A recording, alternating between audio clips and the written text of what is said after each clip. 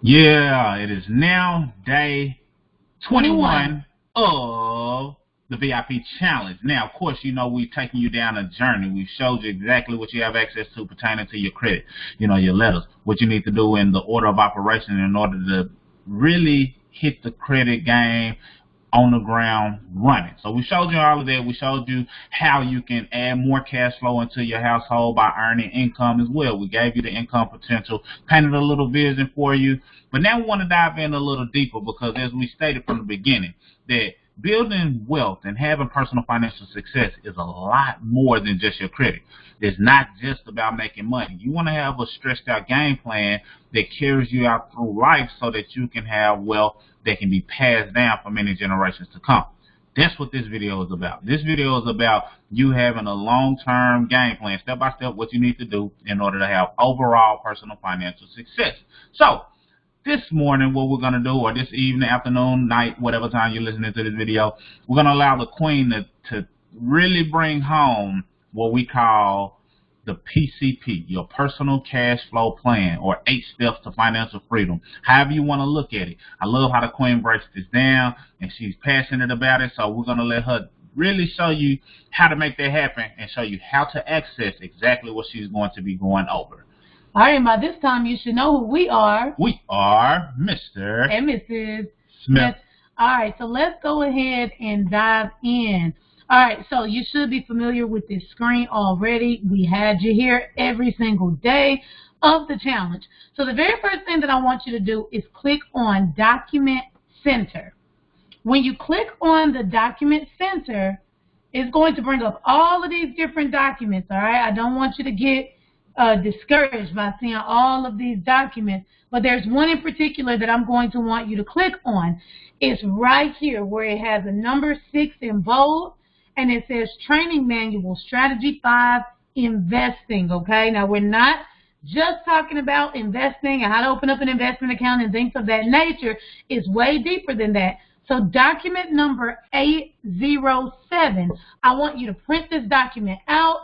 I want you to print it out a couple of times if you can for a lot of different reasons, and I'll show you why. All right, so here is the document. This is what it looks like. Okay, so very first thing that you're going to see is an introduction. All right, it says, my econ is grounded in the foundation of helping associates attain personal financial success.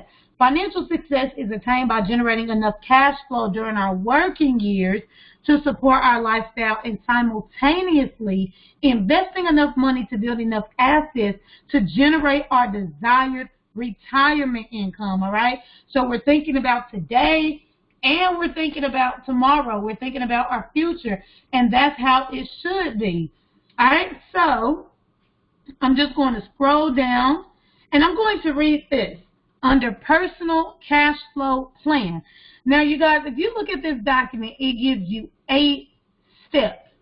See, somebody is on here, still kind of wondering, why should I be paying $34.95 a month? What is it, that my membership is covering, even though you've already sent off your credit letters, even though you're already learning about credit, you've already adjusted your W-4, you already started your debt elimination plan. So even though all of those things should be telling you why that $34.95 should remain every single month, we're going to take it a step further and give you even more of what the My Econ membership includes. I am really, really big on this document. I mean, as often as I can teach this and preach this, I will, because these 8 steps have literally changed our entire life, and it's still changing our entire life. See, it's one thing for you to have goals, but you have to have a plan to achieve those goals, especially if you don't want to work forever. If you don't want to work for somebody for the rest of your life, literally until you die, you need a game plan, and that is what My Econ is giving you, especially with the PCP. All right, so let me just read this. It says, the Personal Cash Flow Plan is our detailed plan on how to apply discretionary cash flow to your finances each month to attain financial success. Our business system and other financial tools will help you acquire additional discretionary cash flow. Minor arguments can be made about our plan versus another, but the main point is a quality, written, executed plan is infinitely better than no plan. Additionally, our plan is great because it helps you get extra cash flow to begin getting positive movement in your finances. Read all of the steps in the plan, and it says to listen to the PCP tape in your audio center. We don't have that anymore. Then begin the steps. All right, so let's dive in. Step number 1, you guys, it tells you to acquire as much cash flow as possible each month. That's business income, which we've discussed. That's lowering your taxes and W-4 adjustment, which we've discussed. That's lowering your expenses, which we've discussed, and eliminating your debt. Apply all the extra cash flow to the steps in this system. So basically, if you've been following along, if you've been actually doing some of the things that we've been recommending as far as adjusting your W-4, sharing this opportunity with other people, loading people into the 5-day credit group, lowering some of your expenses, then guess what? You should be generating some additional cash flow in these previous 2 to 3 weeks that you've been working with us, okay? So you're going to take all of that cash flow and we're going to show you what to do with it. Step number 2 says, set up a beginner's emergency fund. You need $3,000 in the fund. To potentially get a higher rate of return on your emergency fund dollars, you may want to put the money into a money market account or a municipal bond fund instead of a regular checking account or savings account. Also, you should keep the emergency fund separate from your regular checking account. If necessary, make periodic deposits until you get to $3,000 and then stop. If you already have $3,000, move it into your emergency fund account, separate from your other funds.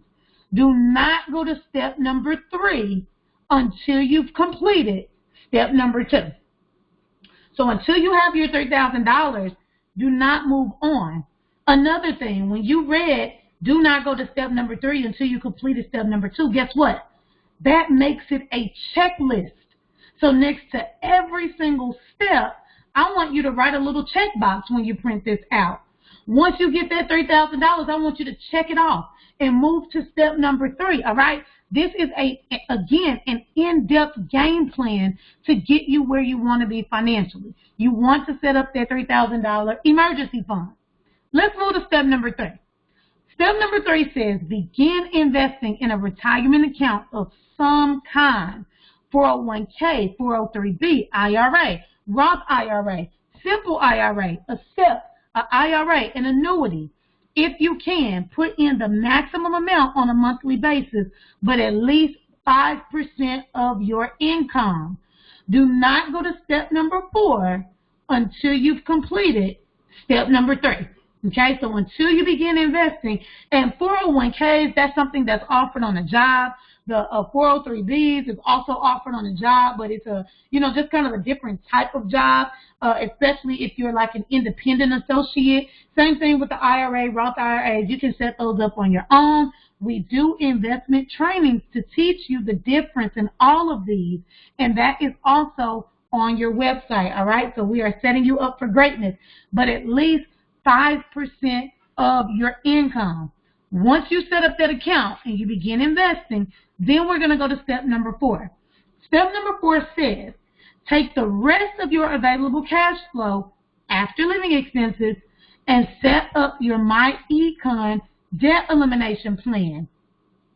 Pay off all of your consumer debt, not your mortgage. Do not go to step number 5 until you completed step number 4. See, this is what we want for you, okay? You've already set up your emergency fund. You've already started investing. Now it's time for you to really start hounding in on that debt, okay? You're going to pay off everything minus your mortgage. Now, somebody's probably wondering, well, why would we do it that way? I thought we were supposed to take all our additional cash flow and just dump it on our debt. Well, I want you to think about this, okay? I'm just going to ask you a question. If you do that and you don't have an emergency fund, okay, and let's say you have a flat tire, You get sick, you have to miss a couple of days of work without pay. Your child gets sick, you have to miss a couple of days of work with no pay. Let's say your house gets broken into, and so you got to put some money towards that emergency. But if you don't have an emergency fund because you put that extra cash flow on your debt, what are you going to do? How are you going to pay for that emergency? Well, I'll tell you what you're going to do. Because you started paying down that credit card, you're just going to swipe that credit card again, not knowing that that's hurting you more than it's helping you. Why? Because now you're going to have all of that interest tacked on top of your expenses for those 2 days that you missed work, or all of that interest tacked on top of the cost of fixing that flat tire, or whatever the case may be. So you got to understand, emergencies are going to happen. That's one thing you cannot control is life and what it's going to throw at you. However, you can be prepared as it pertains to finances. Let me give you another example. What if you just took all of that money and you just wanted to start investing? Because some people are so anxious to invest, but they're really not ready, okay? Especially if you don't have that emergency fund. So let's say you don't have your emergency fund, and when you get some extra cash flow, you're just anxious to open up an investment account. So you're just putting all your money in there because you want to start building retirement. Well, I'm going to ask you the same question. What are you going to do in case of an emergency? I'll tell you what you're going to do. You're going to take that money right back out of your investment account, and you're going to cover whatever that emergency is, that flat tire, you being sick, you having to pay additional expenses, right? But guess what? When you do that, you're penalized for taking money. I know it was your money. I know you put it in there. But you're penalized for taking money out of your investment account, out of your retirement account early, okay? It costs money when you don't have money, okay? Your lack of money can cost you. So this is why you want to do it in the order in which this document states, okay? Do the emergency fund first, open up the investment account, then you want to go in on your debt. Another thing that I want to point out, you guys, is it tells you to pay off all of your debt instead of your, outside of your mortgage. Well, some people might be on step number 4 for 1 year, 2 years, 3 years. You may be on step number 4 for a while, depending on how much debt you have, credit card debt and student loans and, any other type of loan that you took out. So please keep that in mind. This is another reason why you do not want to stop paying that $34.95, because every single step, we also have tools for you to use that can get you there. All right? Step number 5, because you've already paid off all of your debt instead of your mortgage. All right? Step number 5 says, if you are not maxing out your retirement investments, raise your payments to the max. Do not go to step number 6 until you've completed step number 5. What does this mean? Okay, this is the example that I'll give you because most people are working a job. If you are given a 401k on your job, typically your company is matching. Okay, when I used to work, my job, the company actually matched about 6%, I believe. Well, if you look at where it told you to start investing on step number 3, it told you to do at least 5%. But if your 401k is matching 6%, it only makes sense for you to do 6%. Now, on step number 3, you may not be able to do that 6% at that time. So 5 is really stretching it for you. Well, once you do step number 4, once you do step number 5, now you have enough cash flow to go ahead and raise that to 6%. You want to raise your payments to the max. Some IRA accounts and Roth IRA accounts, they have a max that you can put in every single year. You want to make sure you're maxed out. Not that you go over, but you want to make sure that you put in the maximum that they allowed you for the year. It can help you tremendously during tax time. Okay? Let's go to step number 6. Step number 6 says, take all of your available monthly cash flow and build a full emergency fund. The fund should be built 3 to 6 months. Scratch out that 3. 6 months worth of living expenses. Building the emergency fund to 6 months should happen fairly quickly because you have extra cash flow acquired from lowering your taxes, lowering your debt, lowering your expenses, and the business income. The income that you're making just off of simply referring people to the company, getting them in on the 5-day credit challenge. Do not go to step number 7 until you've completed step number 6. Now, let me tell you this, because I mentioned earlier, you have no control over life and what it's going to throw at you. See, a $3,000 emergency fund can cover all of those little emergencies. Like I said, a flat tire, missing a couple of days of work, you're sick, your kid's sick, your house gets broken into, or you need a car repair. Usually $3,000 could cover any type of day-to-day emergency that you're having. But when you get to step number 6, when we talk about building 6 months of living expenses, these are the type of emergencies that are really, really beyond your control. I'm talking about life emergencies. I'm talking about getting injured on the job and having to sit out for months with no pay. I'm talking about being diagnosed with something where, again, you're off of work for months. I'm talking about, I'll give you our example. I got pregnant with twins, and I did not go a full 9 months. I didn't go 8 months. I didn't go 7 months. I went 6.5 months. That's an emergency, okay? Because they had to be in the hospital for 2.5 months. And guess who was sitting right there with them, right? But it's only because we started applying these steps, you guys. We were on step number 7 when things just hit us hard. But I'm so glad that we were disciplined, that we were applying these steps, that for those 2.5 months that they were in the hospital, we were right there with them, and we weren't late on any bills. We didn't miss any bills. We had income still coming in from our econ. We had these steps, all right? We had well over 6 months worth of living expenses stashed in case of an emergency. I mean, a death in your family where it's just hard for you to get over, right? Because that happens. You want to make sure that through everything that you're going through, finances is not adding on to the problem, okay? So one thing that you can control, again, is getting money out of the way, putting that to the side. And you guys, you have to be disciplined.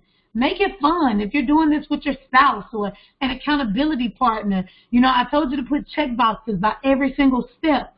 Be checking these bad boys off. Make it a competition. Have fun with it. But you have to be disciplined.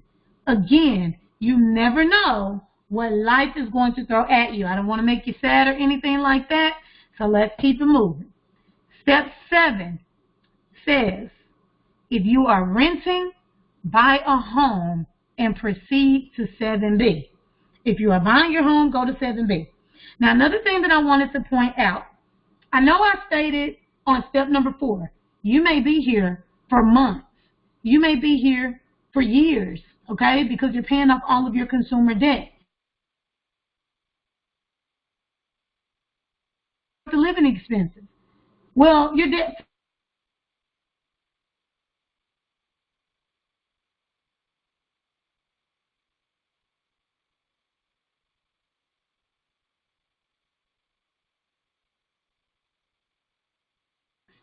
Okay, and you'll see how much money you pay, but you might be here for months. My econ is giving you the tools.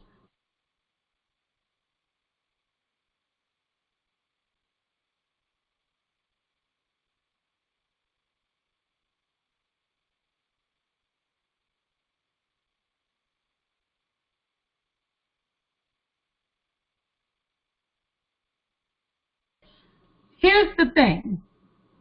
When you buy a home, there are a lot of expenses that go into that people just aren't discussing. You have your closing costs. You have your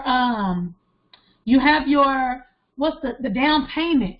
You have when the people come in and they have to appraisal. All right, I'm losing my terminologies here. You have all of these expenses that you have to pay up front before you can even buy a home. Now, I want you to go back and look at these 6 steps. Did we not tell you ways to get more cash flow?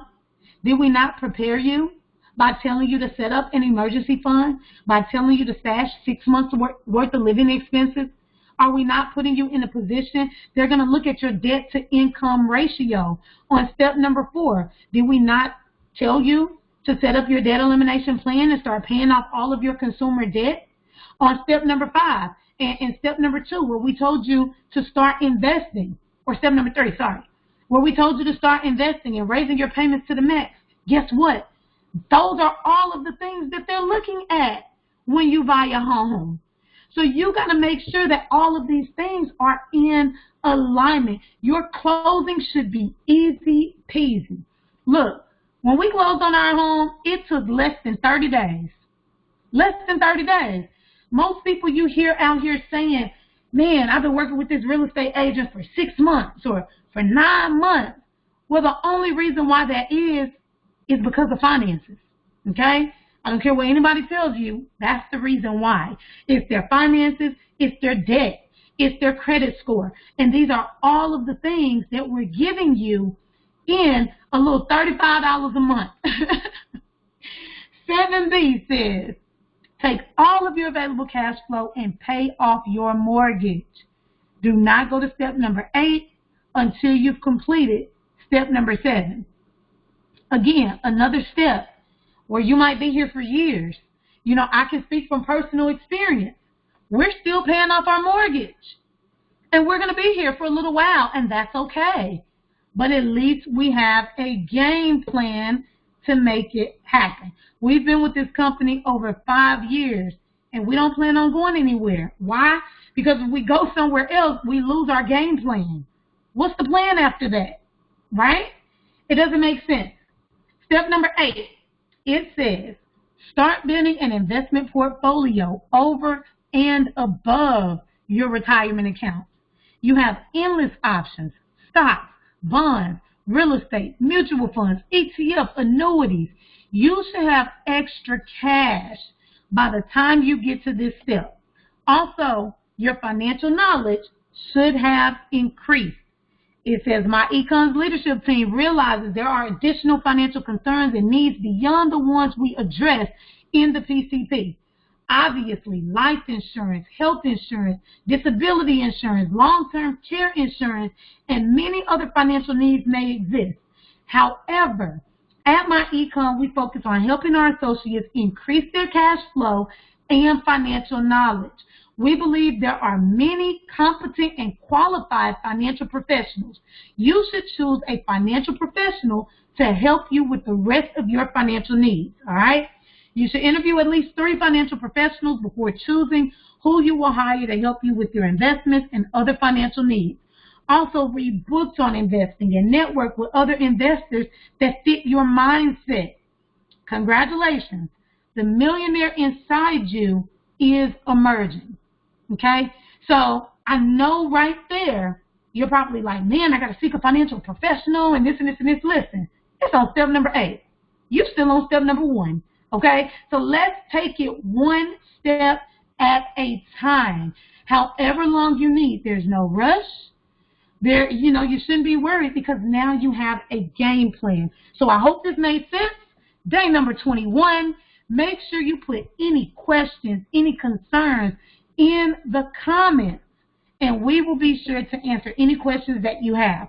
Print this out as soon as you get a chance. Put one on your desk at work. Put one on your fridge. We literally have one on the fridge. Put one in your car, and again, put those little check boxes next to each and every step so that as you check these off, you're excited about making it to step number 8. That's all I got.